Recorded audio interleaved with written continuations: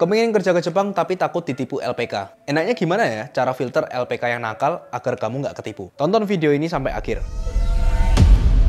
Jadi cara main LPK nakal itu ada banyak. Tapi aku mau disclaimer dulu, LPK pada umumnya itu sebenarnya baik-baik. Alias caranya bener. Tapi ada beberapa LPK, cara mainnya nakal. Nah, gara-gara LPK yang cara mainnya nakal ini, ngerusak image LPK yang baik-baik. Makanya di video kali ini aku mau memberikan informasi agar kamu nggak kena tipu LPK yang nakal. Yang pertama, transparansi. LPK yang baik pasti transparan di awal. Apanya yang transparan? Ya, jelas proses dan biaya. Jadi dari awal kamu udah dikasih tahu nih prosesnya ngapain aja sampai kamu berangkat ke Jepang. Jadi nggak ada ceritanya di tengah-tengah kamu bingung.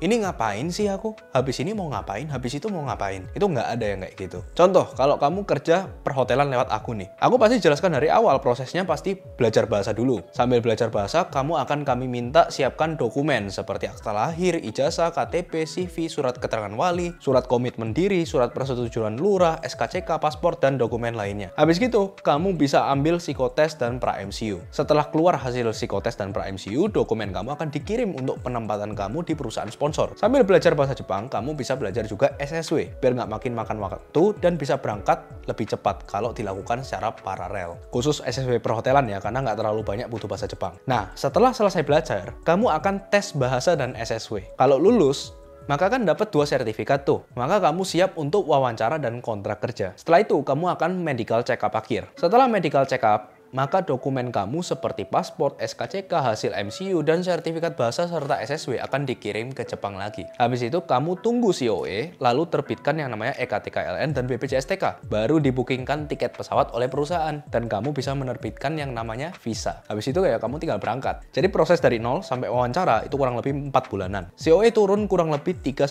bulan. Habis itu visa kurang lebih 2-3 minggu. Jadi kurang lebih 8 bulanan kalau kamu benar-benar dari 0. Dan ini pun kalau kamu nggak pakai cuti dan kamu dapat slot untuk yang namanya ujian. Kalau pakai cuti-cutian ya lebih lama lagi otomatis ya prosesnya. Lalu biaya. Biaya juga dari awal sudah dikasih tahu digunakan untuk apa aja. Misal contoh nih, kalau kerja bidang perhotelan lewat aku, biayanya 18,5 juta. Di dalamnya include untuk kelas bahasa 3 juta. Registrasi, psikotes dan pra-MCU itu 2 juta. Pengiriman dokumen 1,5 juta. Pelatihan SSW perhotelan 3 juta. Tes SSW perhotelan 150.000. MCU akhir 1 juta. Visa 1,5 juta. Biaya agen 4,7 juta. Karena ini kita kerjasama dengan LPK untuk bidang perhotelan ya. Lalu ada biaya tes. Ya, tes bahasa itu 400.000 kalau CFT. BPJS ya 377.000. SKCK 35.000. Paspor 350.000 dan EKTKLN 500.000. Tiket pesawat dan COE itu gratis dari perusahaan. Post entry support dan immigration lawyer dibayari perusahaan, tapi nanti kamu cicil potong gaji cuma 400 ribuan rupiah per bulan selama setahun pertama doang. Biaya tadi itu di luar transport kamu ke Jakarta ya. Jadi kalau perhotelan, kamu ada 2 kali kamu perlu ke Jakarta. Pertama, saat pelatihan SSW selama 3 hari ya.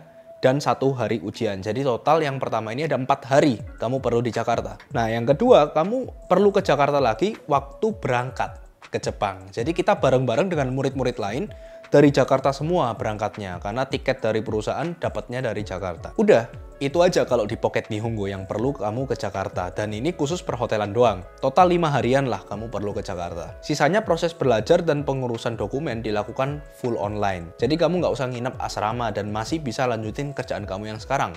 Malamnya baru kamu pelatihan. Tidak akan ada biaya di luar ini. Kecuali ada perubahan peraturan dari pemerintah itu sendiri ya. Yang dimana kalau ada perubahan peraturan, itu pasti aku infokan. Nah jadi seperti itu untuk transparansi proses dan biaya. Jadi jangan mau kalau LPK-nya cuma bilang, ini totalnya biayanya 30 juta, tapi kamu nggak tahu dipakai untuk apa aja. Atau kebalikannya, dia cuma bilang, di awal 3 juta dulu deh. Nggak taunya nanti kamu ditarik lagi biaya 5 juta. Ditarik lagi 10 juta. Sampai kamu bengkak sampai 50 juta.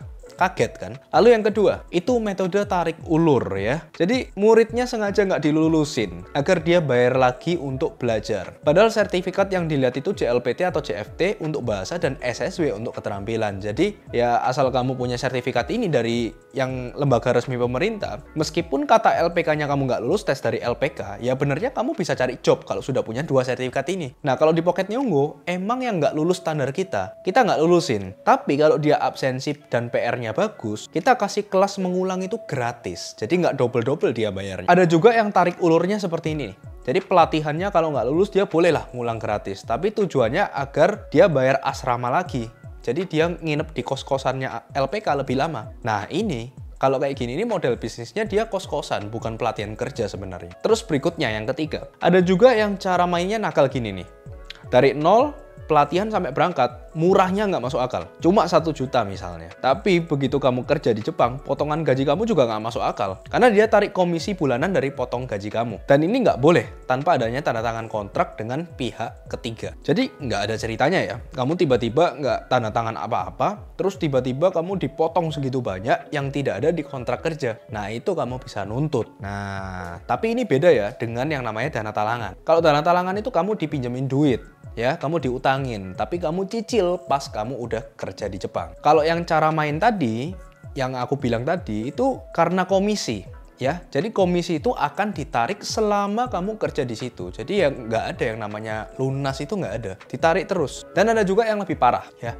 Itu kalau sampai mereka berafiliasi dengan yang namanya Yakuza. Ketika sampai di Jepang, kamu akan dibuat nanggung hutang yang sangat banyak nggak masuk akal. Di sana kamu digaji kecil juga nggak masuk akal. Dan kamu nggak bisa keluar. Coba aja kalau berani kabur. Yakuza itu bakalan kejar kamu terus. Dan mereka biasanya suruh kamu tarik orang Indonesia lain untuk kerja sama mereka. Nanti kamu dapat komisi untuk bayar utang kamu. Tapi ya kasihan juga teman yang kamu tarik tadi demi kepentingan kamu sendiri kan itu. Nah lalu keempat, ada juga nih LPK yang iming-iming. Oh kamu nggak bisa bahasa Jepang nggak apa-apa. Lulusan SMP nggak apa-apa. Nanti saya buatkan ijazah atau sertifikat palsu ya. Loh itu nggak bahaya ta? Ya jelas bahaya ya teman-teman ya. Ini kalau kamu nggak lulus wawancara, mereka akan jadikan ini alibi. Agar kamu bisa dipalak duit lagi. Wah, kamu nggak lulus job nih, ayo bayar lagi segini, nanti saya carikan job lagi. Nah, sampai di keadaan kamu dilema nih. Waduh, aku sudah habis banyak. Kalau aku berhenti sekarang eman. Tapi kalau nggak berhenti, duitku keluar terus. Gitu. Nah, lalu yang kelima. Ini yang lagi marak saat ini. Namanya perdagangan orang. Emang maraknya di Thailand dan Kamboja ya. Tapi sebenarnya cara yang sama ada dilakukan sama beberapa LPK nakal untuk berangkatin ke Jepang. Caranya, kamu dibuatin izin tinggal sebagai turis. Nanti izin tinggal kamu katanya bakal diganti sebagai izin kerja waktu sudah sampai Jepang. Nah ini resiko. Karena ya kalau kamu dapat kerja, ya kamu hoki, bisa stay. Kalau ternyata nggak dapat, ya kamu nanti jadi ilegal. Kalau overstay. Kalau udah ilegal, kamu bisa di blacklist Jepang beberapa tahun, alias kamu nggak bisa ke Jepang sama sekali, mau liburan, kerja, atau apapun. Makanya, kalau mau, pakai jalur resmi aja. Kamu harus terdaftar di BP2MI melalui EKTKLN dan BPJS Tenaga Kerja. Caranya gimana? Ya kamu harus keterima kerja dulu pas di Indonesia. Kerja yang di Jepang maksudnya. Jadi kalau kamu ada kontrak, ya itu lebih aman. Kamu bukan uji nyali. Dengan begitu, nanti kamu berangkat, itu kamu udah pegang yang namanya izin tinggal sebagai pekerja di Jepang. Lalu yang keenam, ada LPK nakal yang malak komisi dari perusahaan, itu nggak masuk akal malaknya. Jadi perusahaan Jepang pasti nggak mau rugi nih. Wah, aku sudah kasih komisi besar ke LPK-nya. Jadi kalau LPK-nya malak komisi besar, maka otomatis ya beban kerja kamu juga ditambah atau lembur kamu dibanyakin gitu ya. Kan kasihan kamu ya. Udah bayar LPK-nya kamu, LPK-nya malak komisi ke perusahaan, perusahaannya nggak mau rugi karena dia udah bayar komisi ke LPK. Makanya dia bebanin kerjanya ke kamu, itu tinggi. Udah gitu kamu nggak dibayar lemburnya. Nah itu, kalau aku sendiri, jujur aku nggak terima komisi untuk saat ini dari TSK atau perusahaan rekrutmen yang di Jepang tadi. Kecuali untuk perhotelan aja, dan itu pun nggak besar. Aku sendiri cuma 2 juta rupiah per kepala yang aku kirim. Jadi transparan aja di awal, aku memang dapat komisi khusus untuk perhotelan. Bidang perhotelan ya, tapi bidang kayak perawat lansia, restoran, atau pengelola makanan nggak dapat. Nah tapi karena jumlahnya nggak besar, ya ini nggak ngaruh ke jam kerja atau gaji kamu. Gaji kamu tetap 180 hingga 190 ribu yen atau sekitar 18 hingga 19 juta rupiah kalau di perhotelan. Potongan 61 ribu yen di perhotelan, tapi itu sudah paket komplit. Itu sudah include pajak, asuransi, makan, tempat tinggal, gas, air, dan listrik. Dan itu semua sudah ada di kontrak. Jadi paling di luar itu kamu cuma cukup keluar sekitar 1 jutaan doang kalau dirupiahin untuk makan di luar jam kerja dan untuk internet aja. Kamu masih bisa nabung 10-12 jutaan lah per bulan. Dan jam kerja di hotel itu working hours ya, dari jam 9 sampai jam 17. Lembur mentok 1 jam sampai jam 18. Nggak ada shift pagi atau malam di hotel. Nah, benernya masih banyak nih cara licik yang dilakukan LPK nakal untuk ngakalin kamu. Tapi yang paling banyak dilakukan ya 6 hal tadi. Jadi satu yang harus kamu perhatikan ya, saat milih LPK itu pastikan semuanya transparan. Baik itu alur keberangkatan, biaya, hingga kontrak kerja sekalipun. Jadi kalau kamu mau aku bantu untuk kerja ke Jepang, kamu bisa juga DM aku di Instagram @williamdesio. Semoga konten kali ini bermanfaat. Jangan lupa like, subscribe, dan komen di bawah konten apalagi yang kamu mau aku bahas.